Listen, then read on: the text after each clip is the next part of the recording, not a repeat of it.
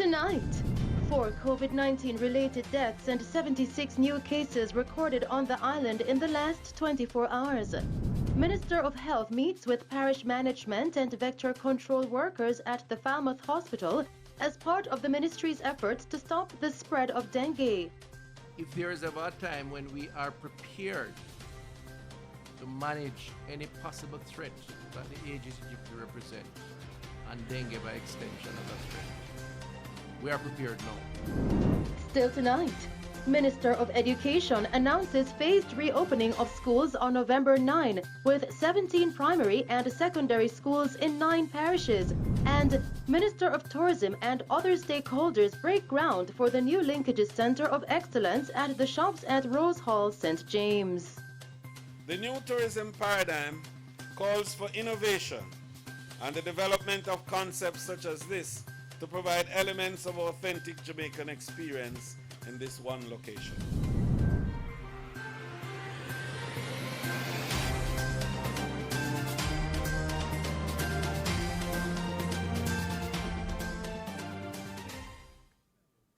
Good evening. Jamaica recorded 4 additional COVID-19 related deaths and 76 new cases in the last 24 hours. The latest fatalities takes the COVID-19 death toll on the island to 202. Now, according to the Ministry of Health and Wellness, the deceased are a 45-year-old female from St. James, 2 males aged 34 and 90 years from St. Elizabeth, and a 38-year-old female from Westmoreland. The death of the 38-year-old was previously under investigation. The 76 newly confirmed COVID-19 cases takes the total of cases on record for the island to 8,927. Of the newly confirmed cases, 50 are females and 26 are males, ranging in age from 1 to 95 years. The cases were recorded in St. James with 14, St. Catherine 12, St. Anne and Trelawney 10 cases each, Kingston and St. Andrew 9 cases, Westmoreland 6, Hanover 4, Clarendon, Manchester and St. Mary 3 cases each, and Portland recorded 2 cases. There are 15 moderately ill and 4 critically ill patients among the 4,175 active cases now under observation in Jamaica. Meanwhile, recoveries increased by 50, taking the total of recovered persons to 4,429. Still making news tonight, Minister of Health and Wellness Dr. Christopher Tufton says the field hospital being constructed at the Falmouth Public General Hospital in Trelawney is still on schedule despite delays caused by heavy rainfall across the country. I came to take a quick look at the additional ward that is created for COVID. As you can see, the foundation is in place. We've had a lot of issues in terms of the rains. I mean, I'm told that the rains come almost daily, and so it has somewhat slowed down the process. Although I understand that from the contractor, from the team here, that the project is still on target for end of November for the building to be put up, at which point, of course, the internals will be put in place. Just a reminder, it's a 36-bed facility with all the other supporting infrastructure, and will add significant capacity to the Falmouth Hospital and, of course, for COVID treatment and COVID response. So, Dr. Tufton also said the 8 beds available for COVID-19 patients are at full capacity, and the field hospital will provide an additional 36. I am being told by the medical team here that there are 7 patients currently in a 7-bed COVID facility, so they're at a maximum. We work together. This is hospital to hospital, so if there's a need, of course, for some transfers, that will happen. But as of now, there are seven patients here.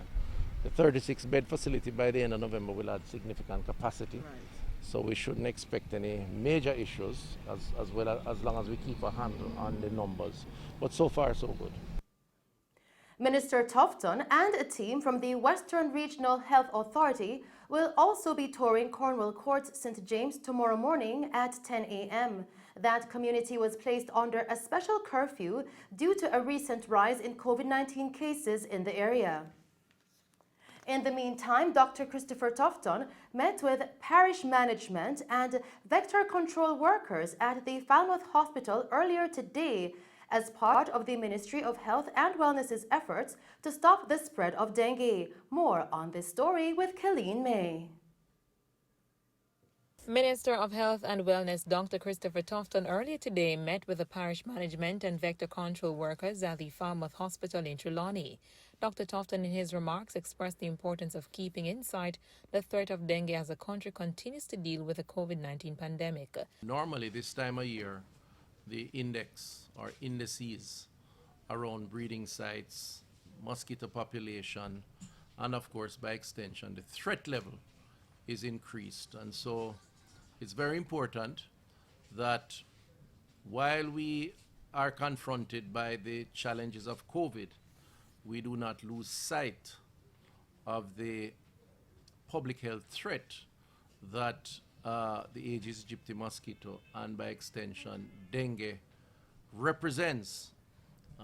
We certainly do not want a recurrence of last year as it relates to any outbreak, and we certainly want to keep the Aedes aegypti population under control and by extension minimize any impact to any Jamaican or community across the country. So I wanted to use this opportunity during these rains that we're experiencing across the country to outline and to recommit the public health response to controlling the mosquito population, to minimizing the threat or risk of dengue, to highlighting the importance of the team that are out in the field. And I want to signal to the country on your behalf that we are taking the vector management program seriously and that we are going to go out there and do what is necessary. I also want to signal to the country that it is absolutely essential that we all play our part, as would be the case with any other public health threat. Dr. Tofton further said that the country is now prepared to deal with the threat of dengue. The government has been very responsive, and I think the population has benefited from that. So last year, for example, we had 60 new vehicles purchased, assigned to the program, out of a total of 85. 36 are vehicles mounted with fogging machines, and approximately 78 handheld foggers were bought. So last year represented the single largest investment in vector management capital expenditure and infrastructure. So we had 1,244 workers. If there is ever a time when we are prepared to manage any possible threat that the Aedes aegypti represent, and dengue by extension as a threat, we are prepared now. The team is prepared, or should be prepared. I have asked for an audit of all the vehicles that were purchased, all the foggers that were purchased, to get from the unit whether any of them are down, whether they are properly maintained, because there was supposed to be a proper maintenance schedule, that vector vehicles must not be used for non-vector work. Very, very important. So if the vehicles that we buy for vector workers must be used for vector workers and vector efforts, not for anything else. Reporting for Mello TV News, I'm Colleen May. In other news tonight, the preliminary estimate of the damage to the agricultural sector as a result of the recent heavy rainfalls that affected the island for several days has been put at just under $2 billion. This according to the Ministry of Agriculture and Fisheries. The ministry in a statement yesterday said the loss to the sector could amount to some $1.82 billion. It stressed that the announced figure was based on a preliminary estimate for both crops and livestock by the Rural Agricultural Development Authority, RADA. The ministry said just under 12,000 farmers were impacted as flooding was reported in most parishes with Clarendon, St. Elizabeth, Manchester, St. Catherine, St. Andrew and St. Thomas being the worst affected. According to the ministry statement, 11,072 farmers lost a combined total of 14,076 hectares of crops with an estimated preliminary value of just under $1 billion. Now, the ministry said that based upon preliminary data, the loss for livestock is estimated at some $30.4 million among 755 farmers. Now, the heaviest loss was from poultry, 414 broiler and layer birds at an estimated value of $12 million. Still making Mello TV news, Minister of Education, Youth and Information, Favour Williams, has announced that Jamaica will start its phased reopening of schools on November 9. Now, in making the announcement, she also stated that the reopening will start with a 2-week pilot program with 17 primary and secondary schools across 9 parishes. These institutions are expecting a turnout of over 5,800 students. She noted that the schools were selected from a group of 73 institutions across the island believed to possess the lowest risk of COVID-19 transmission based upon variables considered by the ministry. Now, only 20% of the selected schools were drafted in the project due to the student population, and this was done as a matter of caution.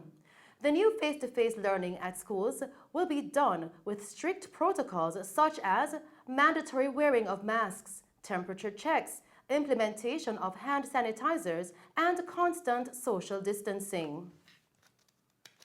In news from St. Elizabeth, a dancehall entertainer was among 3 men arrested and charged by the police in connection with illegal possession of firearm and ammunition charges during an operation in Cheapside District Junction in the parish yesterday. Now, the men have been identified as 33-year-old O'Keefe Aarons, otherwise called Laden, an entertainer of Dunder District, and 21-year-old Sion Ebanks, a laborer of Nemhart Town and Junction. A 16-year-old minor was also among those arrested and charged. Reports coming into our news center from the Black River Police are that at approximately 10:40 p.m., lawmen were in the area when they signaled the driver of a black Mercedes-Benz motor vehicle to stop. The driver initially complied but sped off when the police approached. The police went in pursuit and observed an object being thrown from the sunroof of the vehicle. The car was subsequently intercepted and the occupants searched. The police went back to the area where the object was thrown and retrieved a high-point 9mm pistol with a magazine containing 1 9mm round of ammunition. They are scheduled to appear before the court at a later date. Still making news tonight, the Minister of Tourism, along with other stakeholders, broke ground to the new Linkages Centre of Excellence at the shops at Rose Hall in St. James earlier today. More on this story with Tamara McHale. Tourism Minister Edmund Bartlett broke ground earlier today of what is said to be the symbolic new development of the Linkages Centre of Excellence at the shops at Rose Hall, St. James. Minister Bartlett, who was the keynote speaker at the groundbreaking ceremony, said that this new development will be reimagined, repurposed and rebranded into a Linkages Centre of Excellence to provide our visitors with a place that showcases the best of Jamaica. As it has been the cumulative effort and idea flow and confluence of ideas, in fact, of so many of us, particularly the Linkage Council and Carolyn Riley and her team, because we have felt that shopping is a huge part of the attraction that Jamaica has that is underutilized, underpositioned, and underpresented. And we think that the cultural values and the cultural assets of Jamaica, exemplified in the products manufactured by our own people, are at the level where they can be showcased and showcased effectively and have world responses.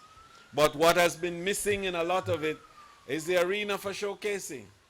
It's the shopping promenades and the shopping malls and so on that are carefully constructed to enable this level of merchandising and showcasing to give the impact that it must have. in acquiring this property, reimagining it as we will see, repurposing it as his vision is, and rebranding it as the world will know, I am more than pleased that it will promote several of the pillars of the tourism linkage network. Minister Bartlett said that the venue will also provide authentic Jamaican experience. The new tourism paradigm calls for innovation and the development of concepts such as this to provide elements of authentic Jamaican experience in this one location.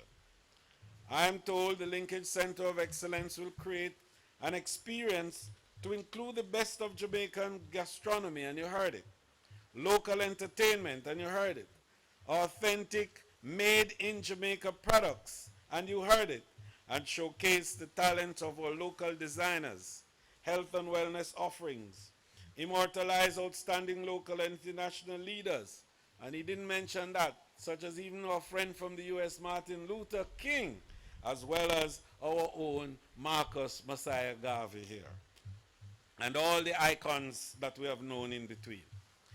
It will be knowledge-based as well. So we are, of course, in the technological era, and you will be using the latest technology to drive traffic from hotels to this center. This is quite an ambitious undertaking, and I understand it will be undertaken in phases. The tourism minister further outlined how the country already is recovering amidst the COVID-19 pandemic. Since reopening on June 15, we have recorded a little over 200,000 stopover arrivals to the country. June to September earnings amounted to just over 250 million US dollars. Let me use this opportunity to say thanks to our Jamaicans at home and in the diaspora who have contributed to the very encouraging occupancy level hotels have enjoyed during this little period as we try to come back. They have contributed to the reopening of hotels, about 30% of tourism workers getting back their jobs, and government's effort to keep the economy open being very evident.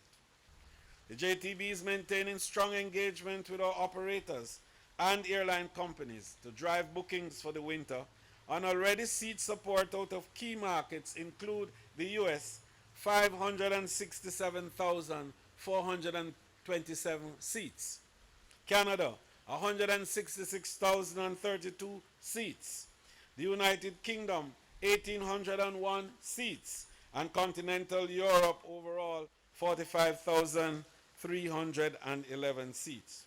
Chairman of Shops at Rosal, Dilip Shandiram Shantani, says the most important aspect of this development is to ensure the authenticity of our Jamaican cultures on a showcase to visitors. We are here at the groundbreaking of what we hope to be a facility that will showcase the best of Jamaica, all in one place.